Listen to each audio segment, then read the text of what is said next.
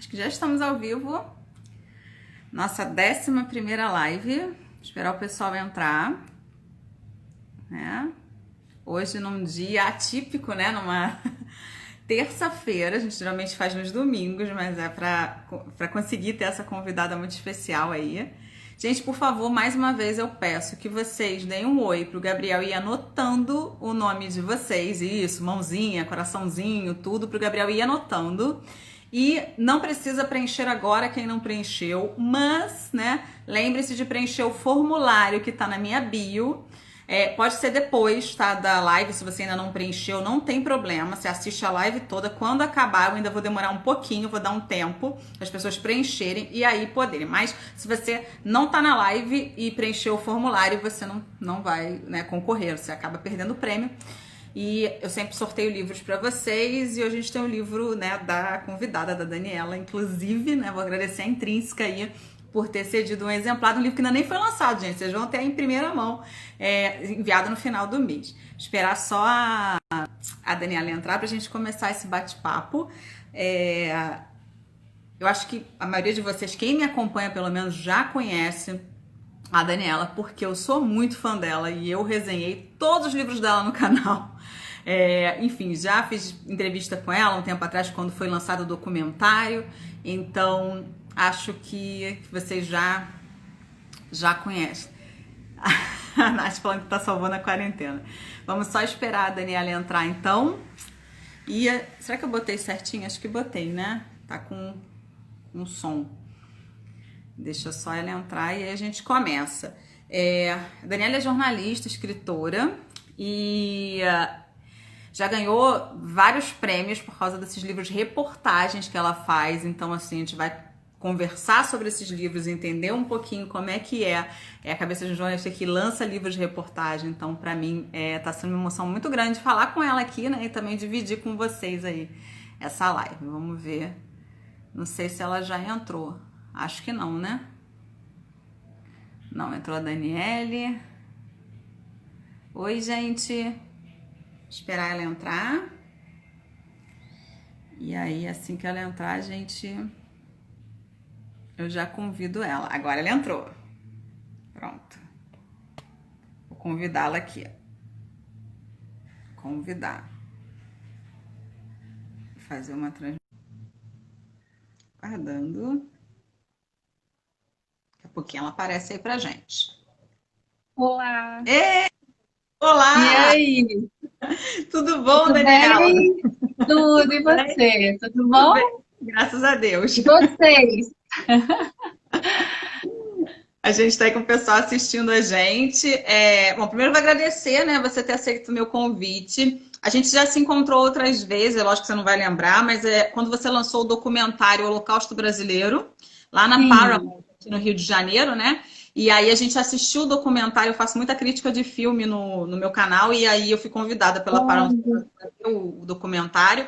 Eu já tinha lido o seu livro, e aí, para mim, foi uma emoção muito grande também ver você falando como é que foi feito e tudo. Mas na época eu não levei filmadora, nada, a gente eu fiz algumas anotações, né? Publiquei por escrito.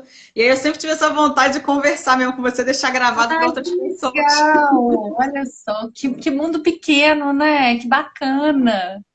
Muito Legal, foi muito pequeno. legal o lançamento do documentário lá no Rio. Foi incrível aquela sala de cinema, foi incrível mesmo, porque foi um trabalhão para a gente conseguir chegar àquele resultado, a gente não sabia como ia ser recebido, aquela tarde ali com a imprensa deu um termômetro, né, de como é que seria a receptividade. Foi muito legal, porque as pessoas ficaram muito emocionadas.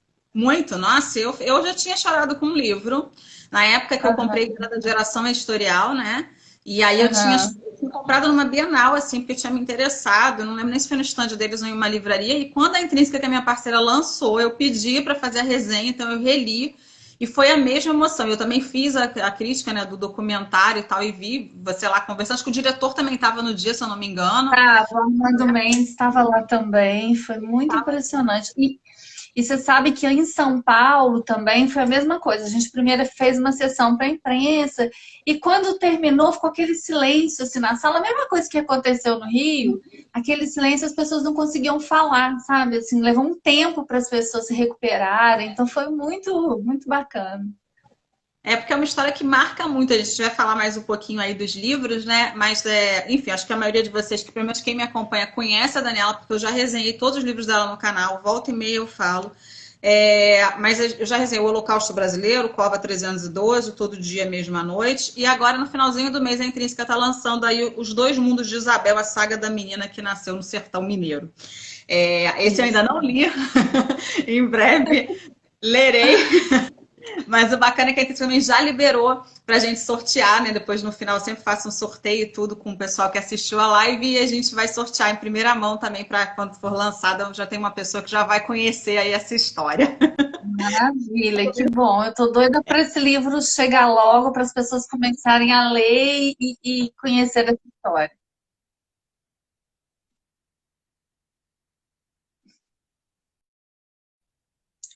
Deu uma congelada.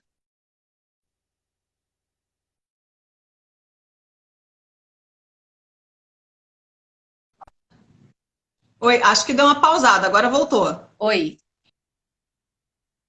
Voltou. voltou. Como diz meu filho, Deu uma bugou. pausada. Vamos lá então, Daniela. De onde surgiu a ideia de escrever o primeiro livro e como foi o processo de escrita, já que se trata de um livro-reportagem? Porque a maioria das pessoas que eu entrevisto aqui são autores de ficção.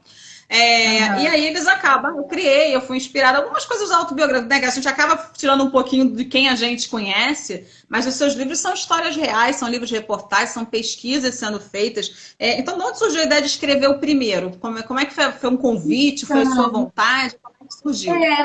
Na verdade, assim, eu falo sempre, as pessoas me perguntam sempre, quanto tempo você levou para escrever o Holocausto Brasileiro? E eu falo sempre que foram 17 anos, que foi o tempo que eu precisei que passar pela redação. Eu já estava na redação há 17 anos como repórter de um jornal diário. Eu acho que foi o tempo de experiência que eu precisava ter para ter maturidade suficiente para contar essa história. Inicialmente, o Holocausto foi uma série de matérias para o jornal, né? Um jornal que eu trabalhei 23 anos, a Tribuna, e houve um impacto, uma repercussão. Foi uma série de 7 matérias. E assim, o impacto foi enorme, mas foi muito além do que a gente podia imaginar, desde a primeira matéria. Porque eu acabei descobrindo que era a primeira vez que os sobreviventes tinham sido procurados daquele hospital. Eles nunca tinham falado sobre o que eles passaram. Eu só entendi a dimensão disso quando eu publiquei a série de matérias. E aí as pessoas começaram a me cobrar, puxa, você precisa contar essa história, você precisa contar essa história em livro, enfim. E eu fiquei pensando sobre o processo do livro, porque eu achava que o livro, a linguagem era totalmente diferente do jornal diário. Então, eu não podia reproduzir no livro as matérias, e eu sabia que para um livro eu precisaria fazer tudo de novo, ou seja, ampliar a minha investigação. Então, assim, quando eu fui procurada pela primeira editora, e o dono da editora me perguntou assim, o livro já está pronto? Porque, na verdade, eu não fui até ele que veio até mim. Eu falei, não, o livro está pronto. E aí a gente começou de apuração um ano. Eu fiquei durante um ano indo todos os finais de semana para Barbacena. Só para a gente, antes de falar como é que foi o processo dessa escrita, para quem não sabe, o Holocausto Brasileiro, ele conta a história da morte de 60 mil pessoas no maior hospício do Brasil, localizado em Barbacena, né, Minas Gerais. Um hospital que viveu uma história de extermínio entre 1930 e 1980. Eu tive acesso à história desse hospital. Na verdade, não foi nem a história do hospital. Eu tive acesso, em 2011, às fotos que foram feitas dentro desse hospital 50 anos antes. E essas fotos me deixaram completamente impactada por um fotógrafo chamado Luiz Alfredo, da revista Cruzeiro. Porque eu não sabia, eu não tinha a menor ideia que alguma coisa daquela dimensão tinha acontecido debaixo do nosso nariz. Porque quando eu vi as imagens, eu não comprei o hospital. Eu realmente, ali para mim, aquelas imagens... Não tinha a menor ideia. E aquelas imagens, para mim, remetiam a um campo de concentração. E eu ficava perguntando, mas cadê o hospital? Cadê o hospital? E aí, quando eu vi aquelas fotos, a primeira coisa que eu quis fazer é ir atrás de sobreviventes. E eu queria aqueles fotografados pelo Luiz Alfredo. Então, assim, foi assim que essa matéria surgiu, essa investigação jornalística surgiu. Vocês estão conseguindo, gente, me ouvir? Porque tá dando. Oi? Rafa? Pessoal? Vocês estão conseguindo me ouvir? Tá congelado. Tá dando? Eu chamei meu marido, que ele quer a produção aqui. Você tá conseguindo ver? Agora ela tá. O seu que às vezes dá umas pipocadinhas. Não, pra mim é o dela. Tá, eu vou ligar o som. Você tá conseguindo me ver e me ouvir? Não, você tá congelando. Eu tô aqui normal. Aí eu tô assim, será que o pessoal de casa tá ouvindo a gente? Gente, Mas pra bom, mim. vamos lá. Desculpa, Vamos lá. agora acho que voltou. Imagina. Não, então foi isso. Aí, primeiro a gente fez a série de matérias, a minha investigação jornalística começou procurando aquelas pessoas fotografadas, os sobreviventes, e eu encontrei 160 sobreviventes daquele período. E pro livro a gente passou um ano, então, indo todos os finais de semana a Barbacena. E o que é muito, assim, é muito impactante, Rafa, é que cada final de semana que eu ia, porque durante a semana eu trabalhava no jornal, cada final de semana que eu ia, alguém tinha morrido. Porque eram pessoas muito sequeladas. Então, assim, toda vez que eu chegava, alguém tinha morrido. E eu comecei a ter um senso de urgência muito grande, que eu precisava ouvir essas pessoas para que elas não morressem da mesma forma que elas viveram no anonimato. Eu queria dar rosto, eu queria dar nome, eu queria dar sobrenome para essas pessoas. Então, eu tive aquele senso de urgência que eu precisava ouvir o maior número de pessoas para deixar registrada essa memória. Na verdade, foi realmente foi uma decisão importante, porque hoje, dos 160 sobreviventes que eu encontrei, você tem menos de 80 pessoas. Então, se a gente não tivesse registrado, muitas das pessoas que a gente conseguiu contar as histórias faleceram depois. Ou seja, elas não teriam a oportunidade de serem vistas, de serem reconhecidas, de deixarem a invisibilidade na qual elas viveram toda uma vida. Então, foi assim esse processo. E eu me lembro agora, conversando com você, que eu estava apavorada, porque é uma coisa você escrever matéria, outra coisa você escrever livro. E eu nunca tinha feito aquilo, né? Então, eu me lembro que um amigo meu da Folha de São Paulo, que foi até a pessoa que apresentou meu trabalho para a primeira editora, eu escrevi para ele, chama Lúcio Vaz. Eu falei, Lúcio, pelo amor de Deus, eu não sei porque que eu fui inventar isso. Eu não sei escrever e livro e tal. Aí ele falou assim, você já escreveu alguma coisa? Eu falei, já, o primeiro capítulo. Aí ele disse assim, manda para mim. E aí eu mandei para ele e ele me respondeu assim, eu não sabia que você era uma escritora nata. E aquilo, ele falou, tá incrível e tal. Aquilo me deu uma coragem, e aí eu fiz o livro, assim. E também foi um período complicado pessoal, porque eu tinha acabado de ter meu filho muito pequenininho. Então, assim, eu trabalhava no jornal, chegava em casa umas 8, 9 horas da noite, ficava um pouquinho com ele, dava mamar, não sei o que, não sei o que. E de 11 da noite às 5 da manhã eu escrevia. Eu fiz isso durante 5 meses.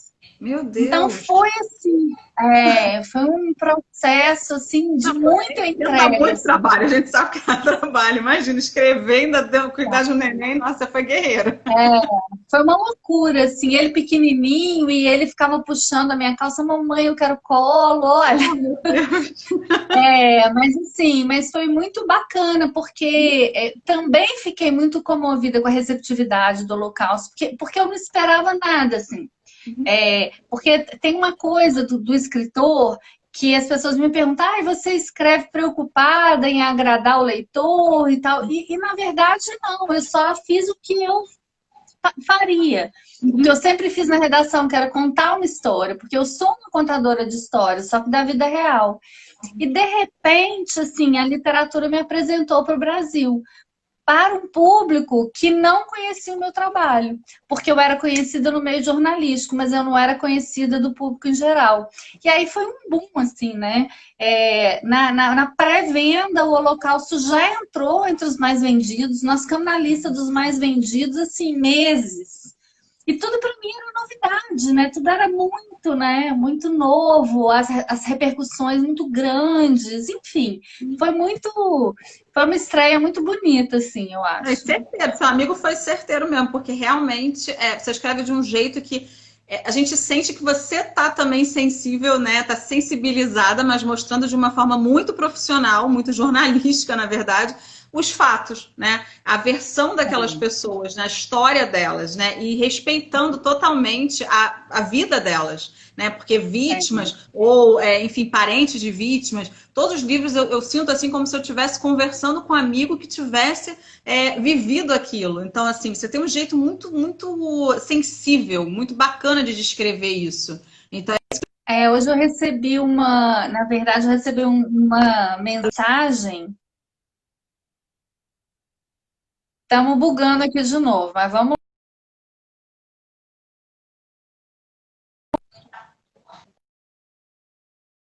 lá, gente. Tá conseguindo me ouvir? Pessoal, vocês estão tô conseguindo? conseguindo, tô. Hoje eu recebi uma mensagem muito bonita de uma pessoa que está lendo Cova. E ele disse assim: parece que você está aqui dentro da minha sala narrando para mim essa história, porque eu consigo te ouvir. Então é gostoso ouvir isso, esses relatos das pessoas, né? Do quanto elas se sentem íntimas da história, do quanto elas se sentem, se comovem com a história e elas se aproximam dos personagens, conseguem ter empatia, porque eu acho que eu escrevo exatamente para isso, né? Para que as pessoas possam sentir um pouco na pele da dor do outro, enfim, a emoção do outro. Então, quando ele falou isso, parece que você está aqui na minha sala, lendo para mim, falando, narrando essa história. Eu falei, ai, que legal, que bom. Mas é isso que a gente sente mesmo quando a gente está lendo seus livros. Eu amo, sou super fã. Que Bom, bom. como é que foi a sensação de saber que a HBO ia transformar o seu livro num documentário? Como é que foi, assim, eles te ligaram, você que foi atrás, como é que foi o processo? Não, foi a coisa mais louca que já me aconteceu. Porque, assim, a gente lançou o livro em junho de 2013. E aí, em julho, a HBO me liga. Eu estava na redação do jornal e a pessoa se identifica do outro lado da linha como sendo uma pessoa da HBO, do canal, e fala na lata, assim, a gente está interessado em comprar os direitos do seu livro para virar um filme. E eu não acreditei que era da HBO, né? Eu achei. Foi tão engraçado que eu disse assim: não, na verdade você está me ligando para marcar uma entrevista, é isso, para falar do livro. Eu não conseguia entender aquilo, entendeu? Primeiro achei que fosse trote. Não acreditei. E aí, depois que eu vi que era mesmo e tal, foi muito bonito o processo, porque eu comecei a questionar o pessoal do canal, que foi assim, eles foram maravilhosos, incríveis, assim. Quando eu disse para eles, olha, eu vendo, sim, claro, eu tenho interesse em contar essa história para o maior número de pessoas, mas eu quero acompanhar o processo. Porque eu quero que quem faça tenha o mesmo cuidado que eu tive. E comecei a conversar sobre a minha preocupação com essa adaptação. E aí a vice-presidente da HBO no Brasil, então me pergunta, então por que você não faz? E eu levei um susto maior ainda. Eu digo, pô, mas eu nunca fiz nada de audiovisual e tal. Ela falou, não, faz você já contou essa história. Não tem ninguém melhor para contar essa história na TV. Menina, e foi outro momento muito especial, que foi a gente passar por esse processo, que era negociar com o Estado para poder entrar no hospital, se o livro já tinha causado o impacto que causou, levando até ao fechamento do Museu da Loucura, porque o hospital não conseguiu dar conta da demanda que o livro gerou, e eles fecharam, alegando que eles iam fazer uma reforma. Enfim, tem toda uma história por trás disso, né, desse fechamento aí. Imagina a gente agora entrar com uma equipe de TV. Então, eu falo sempre que outra coisa interessante que aconteceu é que naquele momento, em 2015, quando a gente começa a se movimentar para fazer a gravação, e que eu vou pedir a autorização para o Estado, eu tinha lançado Cova 312, que era o meu livro que fala sobre a ditadura e tal. E um dos personagens do meu livro era um médico chamado José Narras, que foi militante político, que ficou preso na penitenciária de Linhares, uma das maiores penitenciárias do período da ditadura, para preso político, enfim. E aí, quando eu entrevistei o José Narras, ele era só um médico humanista, ex-militante político. E quando eu fui pedir ao Estado para entrar, ele tinha se tornado o presidente da Fundação Hospitalar de Minas Gerais. E era ele que ia decidir se eu entraria ou não. E aí ele foi super pressionado pelo Estado para não permitir que a gente entrasse, mas ele, como um humanista, ele negaria toda a história dele se ele negasse a minha entrada no hospital. Então eu tenho certeza que se fosse uma outra situação, a gente não entraria. Entendeu? Até isso, assim, tudo conspirou para que a gente... eu não gosto muito da palavra sorte, não, mas eu acho, assim, que foi tudo uma grande conspiração, assim, sabe, do bem, para que a gente pudesse entrar, porque, na verdade, a chance de entrar era muito pequena.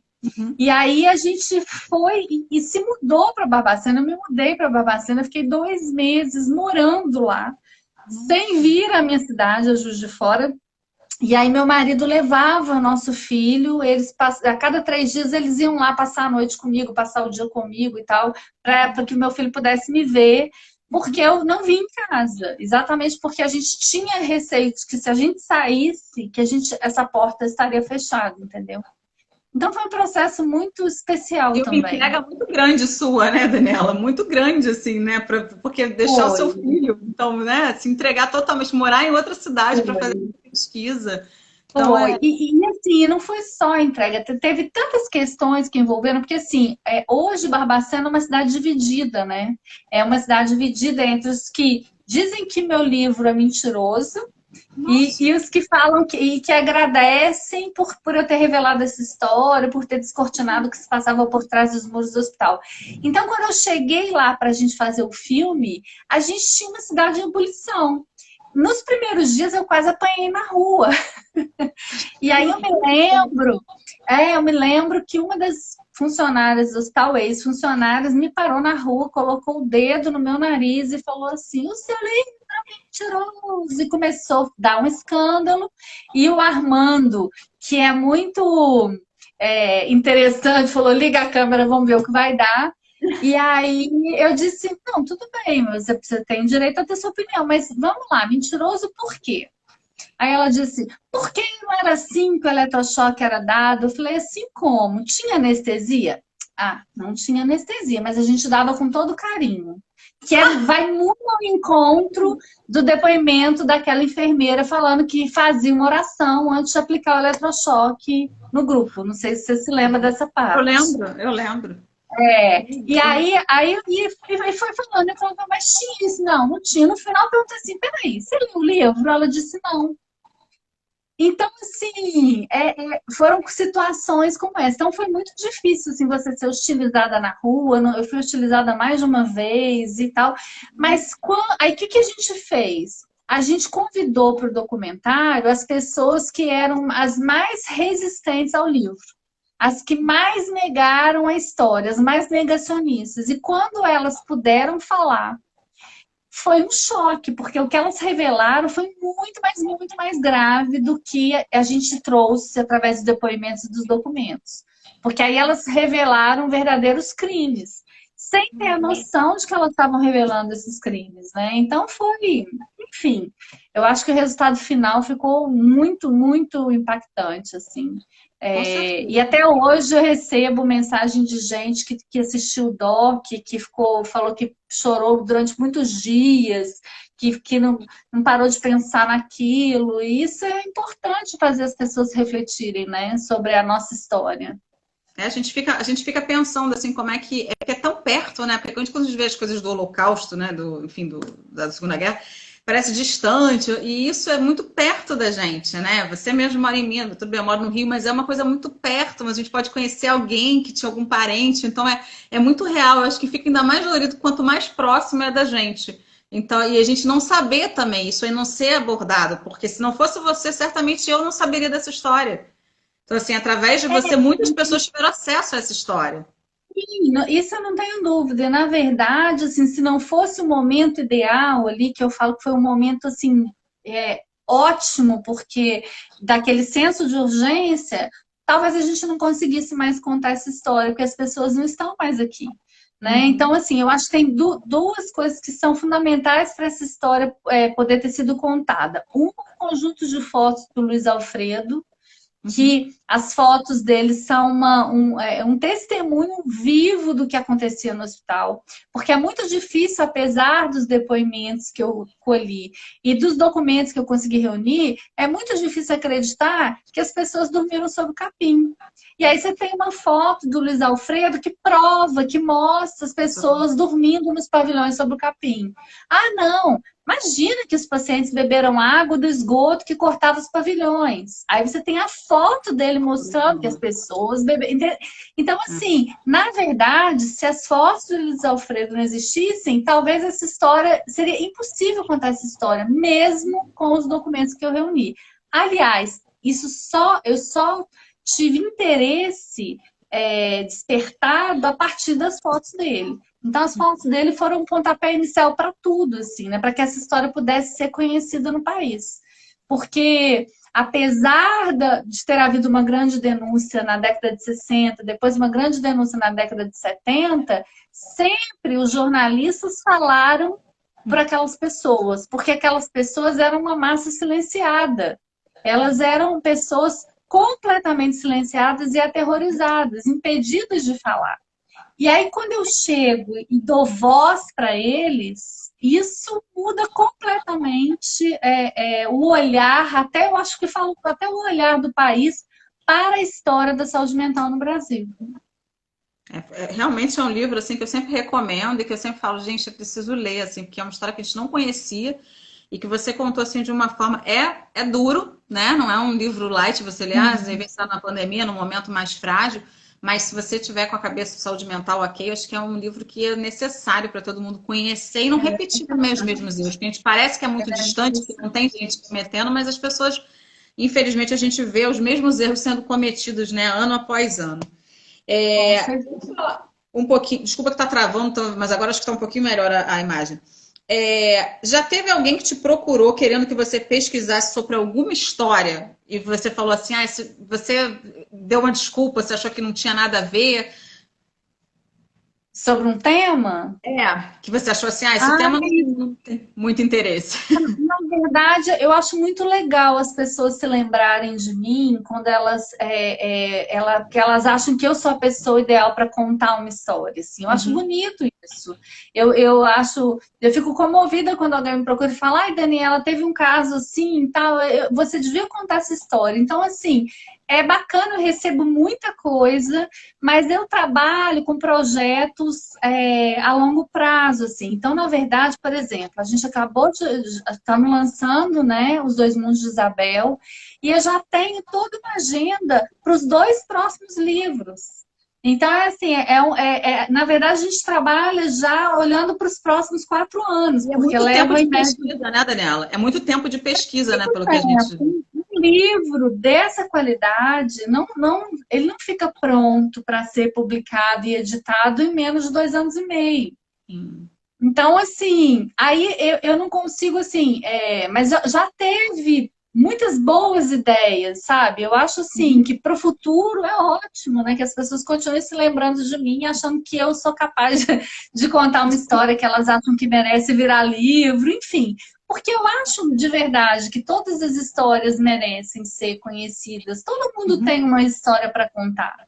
E o que é legal, até essa semana passada, saiu uma crítica bonita em relação ao novo livro, que nem foi lido ainda, né? Porque ele está na gráfica, então pouquíssimas pessoas leram, mas o crítico falando isso, assim, dessa questão da gente não ter preconceito com nada, do jornalismo ser aberto a tudo e tal. Então, assim, eu acho que é isso mesmo. Eu sou uma contadora de histórias, eu não tenho... desse assunto eu não falo, desse assunto eu não falo. E aí, mas o que ele disse foi que eu mostro com o meu trabalho que não existe história velha. que não existe história que não mereça ser contada.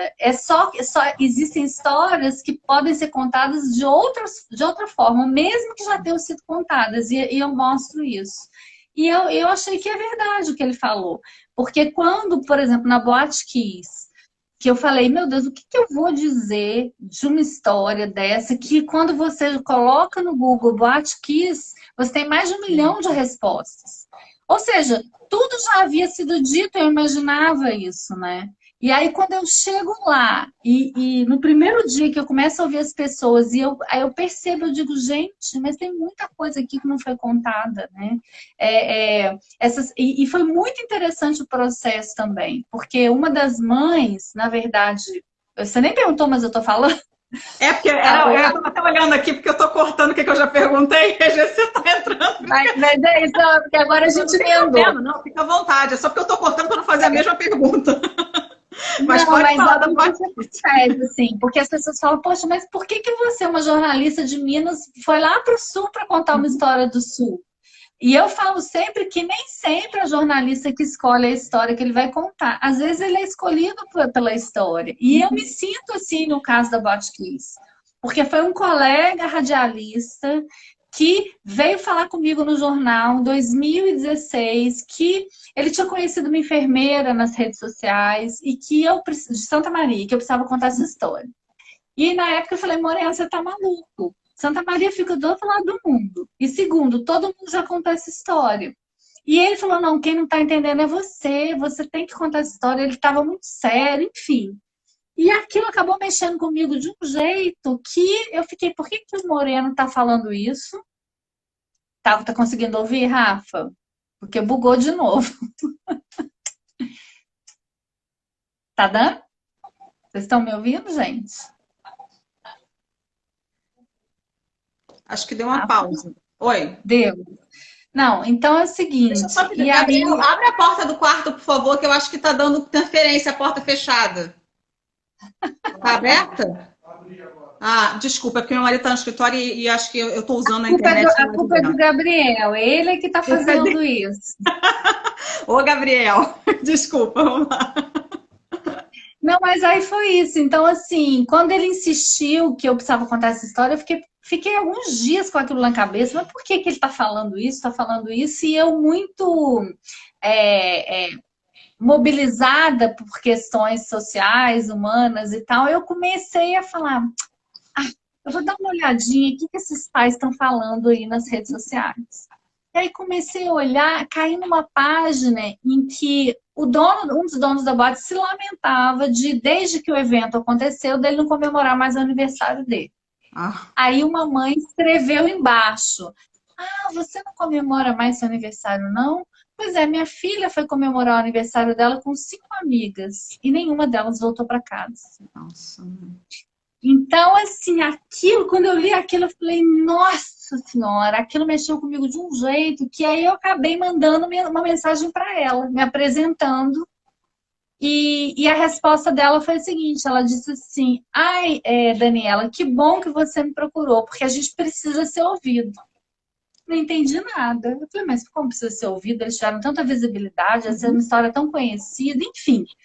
Aí aquilo quando eu vi, eu já estava dentro, sabe, assim. Aí eu liguei para a Intrínseca, porque a gente estava preparando um projeto de um outro livro. E aí eu liguei para a Intrínseca e falei, gente, eu preciso ir para Santa Maria. E a Intrínseca deixou. Olha que doida. Aí você pausou o projeto. E a Intrínseca deixou.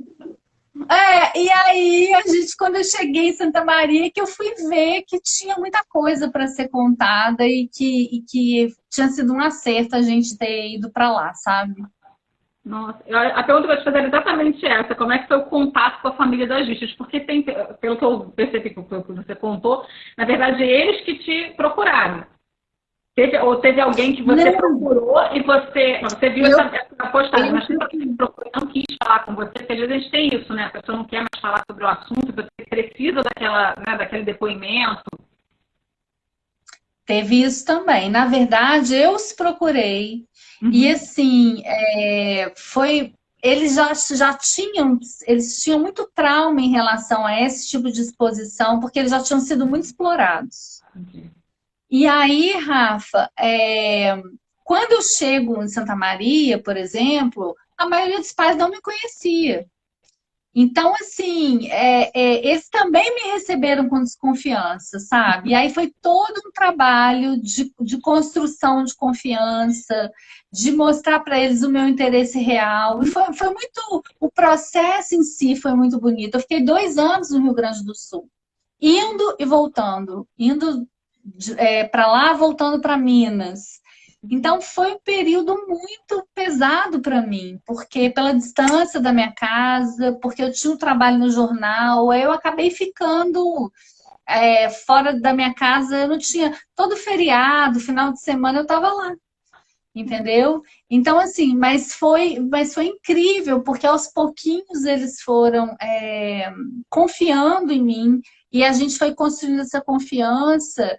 E hoje, a ponto de, quando o livro ficou pronto, que eu mandei o livro para os pais, para as famílias, antes do livro chegar nas livrarias, aí essa mãe, que foi a primeira mãe que me respondeu, ela escreveu para mim assim: receber seu livro foi como receber minha filha de volta. Nossa, que fofo. Então, assim, aí foi quando eu vi que tudo valeu a pena, apesar de tudo que foi, que a gente enfrentou, né? De ter que fazer esses deslocamentos muito longos, de ter vivido o luto deles por tanto tempo, porque eu mergulhei de cabeça, né? Eu acho que eu engordei 10 quilos, eu perdi 50% do meu cabelo. Foi um processo muito difícil, mas também foi muito rico, de muito aprendizado. E no final das contas, eu ganhei muito, porque eu ganhei a confiança dessas famílias. Mas de você ter ganho, de você enfim, ter tido queda de cabelo, você acha que foi por causa da entrega, por causa da entrega de você estar longe da sua casa, ou porque a história acabou sendo consumida com a dor daquelas famílias? Foi os dois? Eu acho que foi todo um processo, assim, diferente dos livros anteriores. O Holocausto, eu estava contando a história daqueles pacientes, mas era uma coisa que, apesar de próxima fisicamente, emocionalmente, não é emocionalmente, era uma coisa muito distante da minha realidade, né? Então, eu conseguia separar bem. O COV, eu estava falando da ditadura, de um período que eu não vivi, e apesar de todo o processo de mergulho na história, eu também consegui separar bem. Mas no Todo Dia Mesma Noite, era como se eu pudesse estar dentro daquela boate, qualquer um de nós poderia estar dentro daquela boate. Era uma coisa muito próxima, muito mais próxima da nossa realidade. E isso me afetou profundamente, assim. Né? Então, assim, foi um processo muito doloroso, de escuta muito doloroso, assim. Mas, ao mesmo tempo, foi um privilégio poder, por exemplo, dar voz aos profissionais da área da saúde que nunca tinham sido procurados. Olha que loucura. Os profissionais da área da saúde ficaram em silêncio durante até o momento em que eu fui entrevistá-los. Eles não tinham falado sobre o que eles viveram. É porque agora. Não, tá bugando de novo. Pegaram os depoimentos, eles não pegaram os depoimentos da saúde, atenderam as vítimas, foi isso? Se eu entendi bem, porque tá ruim para te ouvir, porque tá pausando, assim, na verdade, os profissionais da saúde ficaram tão traumatizados com o que eles viveram naquela noite e depois, que eles mesmos se fecharam. Ah, tá. Então, eles se fecharam, assim. E como é que eu descobri isso? Eu descobri isso porque eu comecei fazendo entrevistas coletivas. E numa dessas entrevistas, eles começaram a falar entre eles como tinha sido aquela noite e começaram a chorar. E eram pessoas que trabalhavam juntas diariamente. E eu fiquei assim, peraí, mas será que é a primeira vez que eles estão falando sobre isso entre eles? E aí fui descobrir que era a primeira vez, eles não se permitiram falar, de tão traumático que foi. Para você ter ideia, teve profissionais médicos, por exemplo, que abandonaram a emergência depois desse episódio. Nunca mais voltaram a trabalhar na emergência, não conseguem. Outros estão em tratamento fazendo terapia. Então, assim, eu fiquei muito impressionada e eu me senti muito privilegiada e honrada deles terem confiado em mim para dividirem comigo esse trauma que eles viveram. Então, assim, foi um processo doloroso pela distância da minha casa, por tudo, mas foi muito rico, de muito aprendizado. Assim, por mais difícil que tenha sido para mim, nada se compara à dor daquelas famílias de perder alguém, que é uma dor permanente. Né? Então, eu falo sempre que ignorar a dor do outro, quando a dor do outro é ignorada, ela dói mais, sabe? Então, essas pessoas continuam sofrendo, sofrendo pela ausência, sofrendo pela falta de justiça, porque nem todo mundo foi levado para o banco dos réus, e quem foi levado continua solto, o processo está em aberto, depois de 242 mortes. E todas as falhas que levaram a essa tragédia, isso é inacreditável. Você tem, por exemplo, igual na Argentina, que teve uma tragédia semelhante à daqui em Cromagnon, né, na boate de Cromagnon, e até o prefeito foi responsabilizado, né? O que não aconteceu aqui. Então, você ver isso, você sentir na pele a dor dessas pessoas foi uma coisa muito chocante e de muito aprendizado. E é bonito ver que isso foi para além do livro, sabe? Assim, essa relação com esses pais, o grau de confiança, as trocas que a gente tem. Essa semana eu perdi um parente de Covid na semana passada, e aí um dos pais me escreveu falando, né? Você que nos deu tanto conforto, eu queria agora oferecer o nosso conforto para você e tal. Então, assim, é muito bonito isso, sabe? Assim, essa troca que ainda existe, né? Ela vai muito além do amizade, né? Acabou virando uma amizade. Virou mais do que amizade, virou um respeito assim tão profundo que eu tenho por eles, sabe? Porque algumas pessoas, algumas famílias se abriram de uma forma tão potente assim. E eu falei, meu Deus, eu preciso honrar essas histórias de alguma forma, sabe? Assim, contar essa história da melhor forma que eu puder. Então, assim, e eu trouxe isso para a vida. Então, é muito bonitinho ver que eles me acompanham, tudo que eu faço, meu trabalho, eles estão sempre divulgando, a gente se falando sempre. Isso é fantástico. Isso vai para além do livro, sabe? Por isso que eu falo que a palavra ela é muito potente. A potência da palavra é muito poderosa. E é por isso que a gente tem que honrar essa palavra. Colocar essa palavra a serviço do outro, porque essa palavra, ela muda o olhar do outro, ela muda, ela conscientiza, ela cria simpatia. É fantástico, né? Eu sou muito apaixonada pela palavra, né? A gente percebe isso quando lê seus livros, né? Então, assim, é muito bacana conversar com você e ver como é que é essa construção e como a sua entrega, a gente já percebeu, né? Desde o primeiro do Holocausto. Mas eu queria também falar do Cova 312, né? Que é um diferencial aí, um guerrilheiro que não era falado, também que ninguém conhecia, e você também deu voz a ele, a sua história. Uma coisa bacana desse livro é que ele não foca na ditadura como a maioria, mas sim na história da vítima, né? De como é que foi, né? O que a vítima passou. Não é o que faziam, mas o que fizeram com ele. Então fala um pouquinho de como é que foi, como é que você chegou até até anotei o nome dele, Milton Soares de Castro, né? Que é o nome do guerreiro. Isso, então, primeiro você falou muito bem, o Milton ele era um completo desconhecido, ele era o anônimo, mas ele era mais do que anônimo, porque ele integrou a primeira guerrilha contra a ditadura, que foi a guerrilha do Caparaó. E ele, na guerrilha, era o cocô do cavalo do bandido. Por quê? Porque a guerrilha era formada por militantes políticos que foram banidos das Forças Armadas, quando a ditadura quando o golpe é dado no Brasil. E aí, então, eles foram formar a guerrilha, todos eram ex-oficiais, e ele não era nada, ele era um civil. Então, assim, eu me lembro até que quando eu liguei para os companheiros dele da guerrilha, né, para contar a história do Milton, eu me lembro que eu fui questionada pelos próprios companheiros dele. Ué, mas por que você vai contar a história do Milton? Quase me perguntando, por que você não conta a minha? Porque eu era meio paraquedista, eu fui um segredo das contas, entendeu? Então, assim, é muito interessante a gente perceber o preconceito que existe como se houvessem vidas que valem mais do que outras, né? O que aconteceu em relação ao Milton?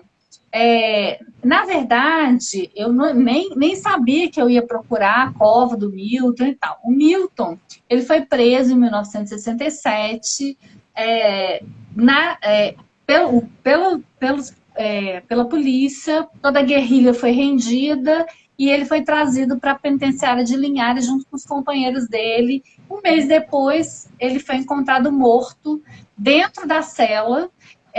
E o corpo dele desapareceu. E a versão oficial, durante mais de 3 décadas, era de suicídio. Bom, eu não sabia de nada disso.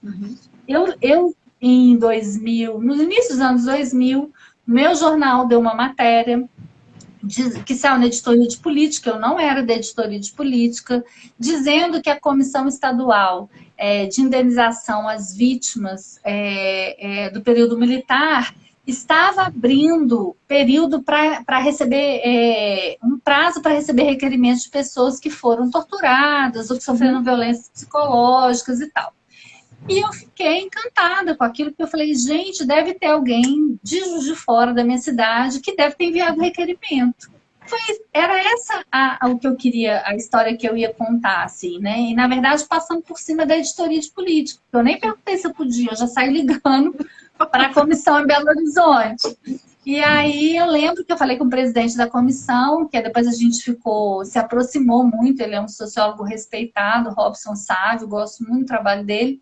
E ele me disse, Daniela, tem sim gente de Juiz de Fora, mas eu preciso pedir autorização para eles para passar o contato. Enfim, foi assim, conversa, eu cheguei para o meu editor e disse, olha, eu vou contar essa história e tal. Ele, mas é de política, não tem problema não. Eu já até liguei para a comissão e começou assim.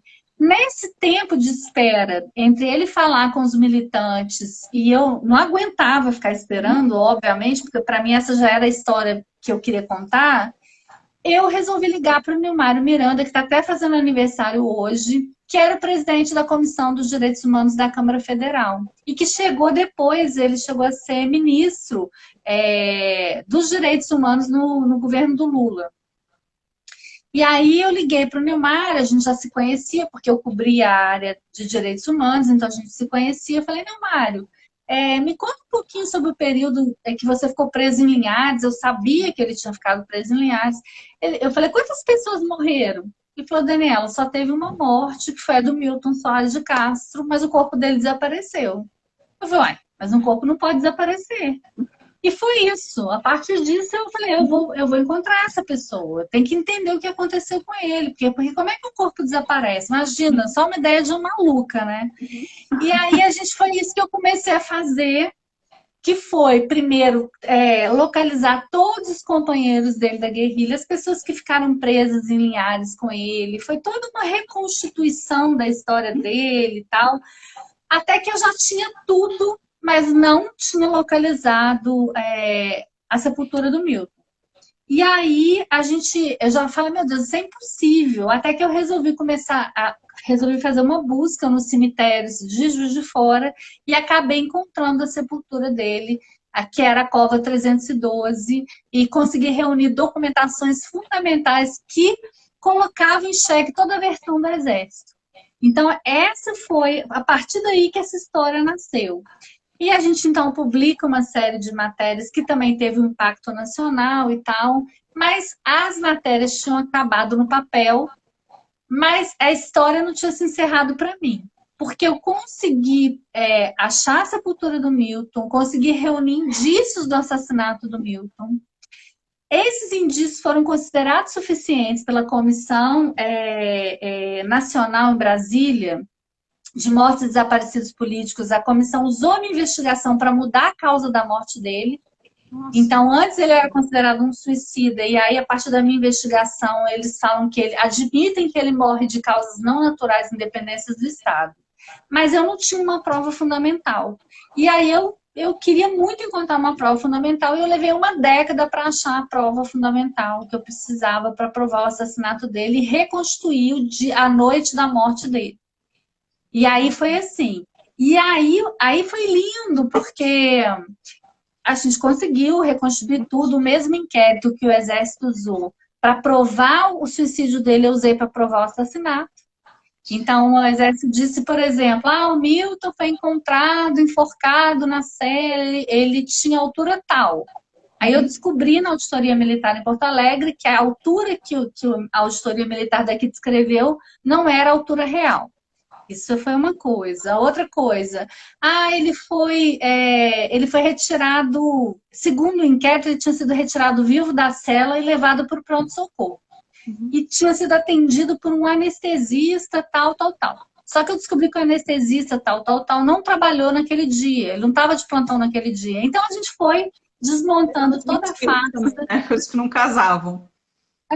E aí a gente conseguiu contar essa história por completo. Mas o mais bonito de tudo foi que eu só pude estar com a família do Milton em 2014, lá no Rio Grande do Sul, porque a família dele é de Porto Alegre. E o meu jornal não tinha, na época da série de matérias, não tinha condição financeira de me mandar para o Rio Grande do Sul. Com o livro, aí a gente teve toda a condição para ir até lá e tal. E aí eu fui me encontrar com eles pela primeira vez em 2014, já devolvendo para eles a memória do Milton, resgatando a história real, enfim. Aí, quando eu chego na casa da irmã dele, onde os irmãos estavam, porque os pais já tinham falecido e tal, a irmã dele, ela abre a porta e eu imaginei que ela fosse falar, oi, tudo bem, como vai, né? Não, ela abre a porta e ela me dá um abraço e diz, abre os braços e fala assim, você trouxe o Milton com você. Nossa. Então, assim, sabe? É isso, entendeu? Eu falo, meu Deus, a gente começou a chorar. E se eu falar aqui, eu vou chorar.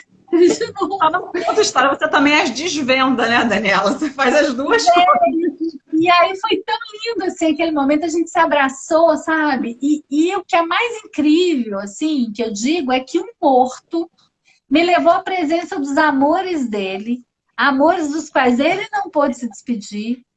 Um morto em 67 me leva à presença dos amores dele em 2014. Só o jornalismo faz isso, né? É fantástico, né? Porque quando o Milton morreu, eu não tinha nem nascido. Foi mesmo, acho que é meio que o destino também, né? Eu vou só pedir um favor para você.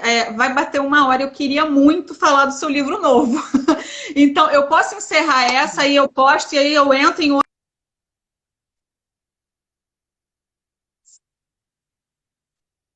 Vamos. Já vai dar 1 hora, mas você fala, hein, Rafa? Pode ser?